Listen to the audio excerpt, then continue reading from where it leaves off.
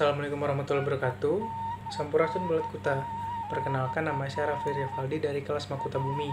Nah, pada kali ini saya akan memberikan informasi mengenai Kampung Adat Kuta serta strategi kami dalam membranding Kampung Adat Kuta. Yang pertama itu ada SWOT analisis yang diawali dengan strengths. Kampung Adat Kuta peraih penghargaan Kalpataru pada tahun 2002 yang dikategorikan sebagai Kampung Adat Penyelamat Lingkungan.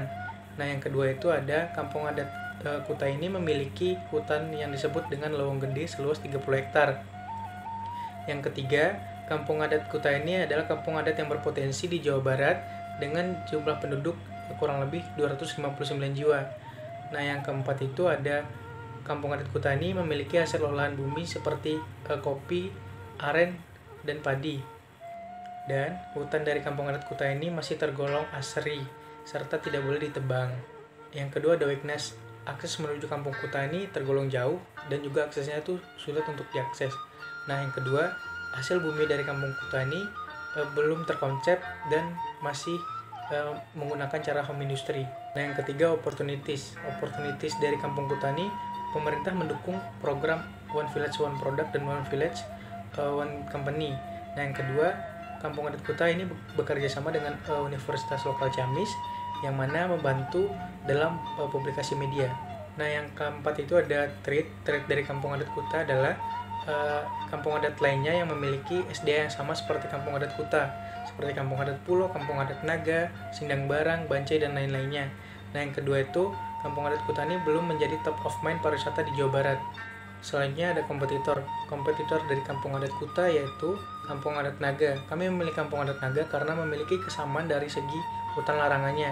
Nah, yang kedua, Kampung Adat Naga dan Kampung Adat Kuta, masyarakatnya sama-sama memiliki persamaan dalam menjaga lingkungan dan masih tradisional, dan juga mayoritas penduduknya sama-sama berkebun dan bertani. Kemudian ada old positioning. Old positioning yang dimiliki Kampung Adat Kuta yaitu Kampung 1001 Pamali. Kenapa Kampung 1001 Pamali? Karena orang-orang mengetahui banyaknya pantangan atau pamali yang dimiliki oleh Kampung Adat Kuta. Padahal maksud dan tujuannya ada pantangan itu adalah untuk menjaga keasrian dari Kampung Adat Kuta itu sendiri dan hutan larangannya itu sendiri. Kemudian ada brand activation concept. Yang pertama itu ada target audience. Tergolong 3 poin. Yang pertama itu berdasarkan geografis yaitu dari Jawa Barat dan Jawa Tengah.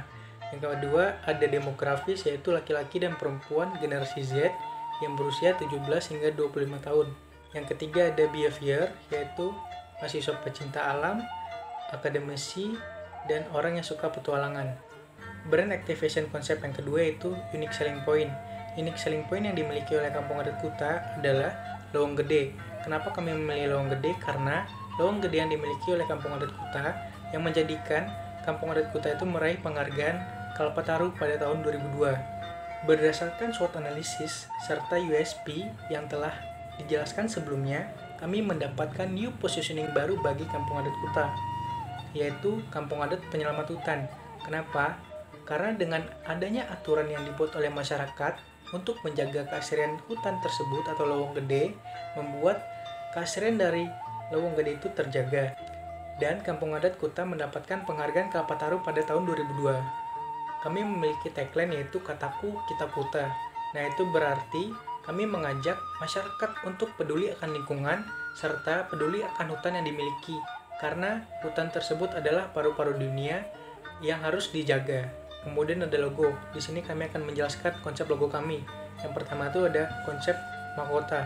Kami mengangkat konsep mahkota ini berdasarkan letak geografis dari Kampung Adat Kuta yang mana dikelilingi oleh tebing-tebing.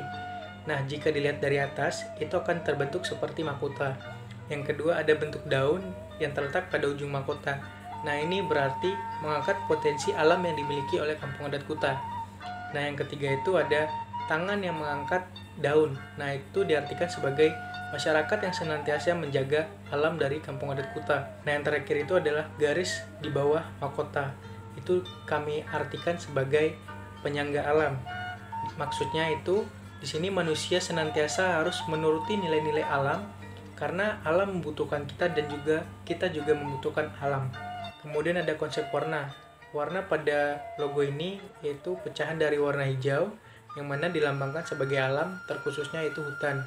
Nah, yang pertama itu ada warna Tosca yang memiliki makna penyelamat.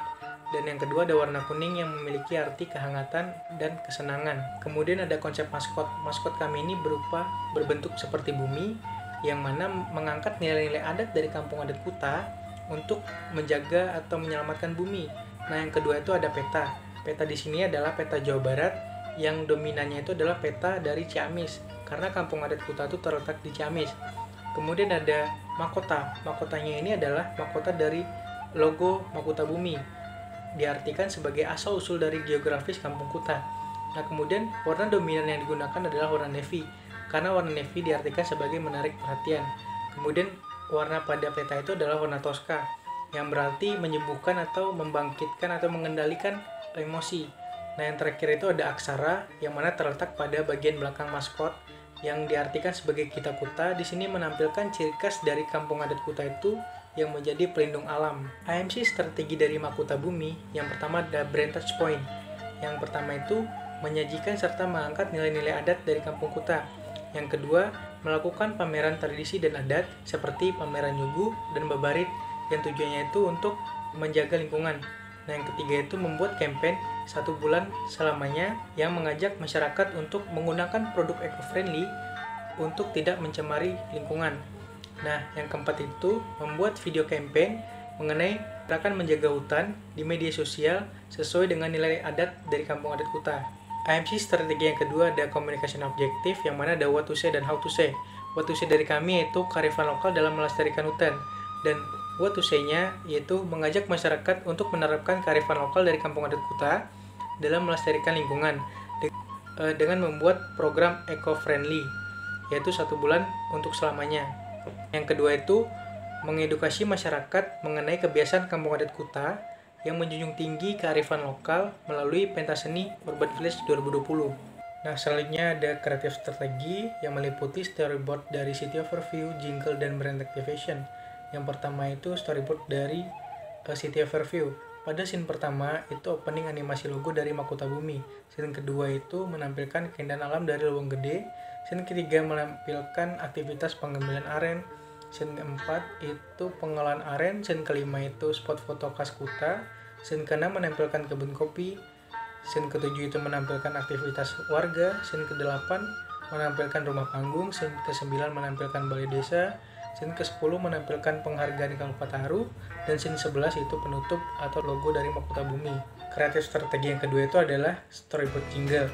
Jingle kami bermaksud untuk mengajak orang-orang daerah perkotaan untuk datang ke kampung adat Kuta, karena kampung adat Kuta memiliki sebuah keindahan alam yang terpendam, sehingga orang-orang yang datang ke kampung adat Kuta mendapatkan sebuah kesan yang tidak bisa dilupakan oleh keindahan dan keasrian dari alam yang disajikan oleh kampung adat Kuta. Kreatif strategi terakhir adalah storyboard brand activation. Pada scene pertama ini menampilkan tampilan awal dari kampung adat Kuta. Pada scene kedua, audiens diajak untuk mengambil welcome drink yang telah disediakan oleh panitia dengan berbaju pangsi. Pada scene ketiga, audiens diajak untuk masuk ke dalam art installation. Pada scene keempat, audiens diajak untuk bermain games di booth games, yang mana games tersebut adalah games tradisional yang dipadukan dengan komputerisasi seperti AR dan VR. Pada scene kelima, audiens diajak untuk ke booth kuliner. Pada scene keenam, audiens diajak untuk melakukan swafoto atau foto kreatifnya di booth yang telah disediakan. Pada scene terakhir atau scene ketujuh, narator akan mengucapkan salam perpisahan. Kemudian multi-sensory effect di brand activation meliputi ada taste, yang mana pengunjung dapat merasakan kuliner dari kampung adat Kuta, yang mana bahan-bahannya itu berupa dari kopi, ada aren, dan ada singkong. Kemudian ada smell, yang mana pengunjung dapat mencium aroma kopi saat menandatangani di stand Mahkota Bumi. Yang ketiga itu ada touch, yang mana pengunjung dapat melakukan interaksi dengan cara bersentuhan di booth kampung Kuta saat bermain games. Yang keempat itu ada sight. Dalam booth kampung Kuta, para pengunjung dapat menyaksikan berbagai macam booth. Kemudian yang terakhir ada sound. Pengunjung dapat mendengarkan bunyi khas dari kampung Kuta seperti suara jangkrik dan suara burung-burung. Dan ini adalah kontak poin dari Mahkota Bumi, dan mungkin hanya itu yang dapat saya sampaikan. Wassalamualaikum warahmatullahi wabarakatuh. Atur nuhun buat Kuta.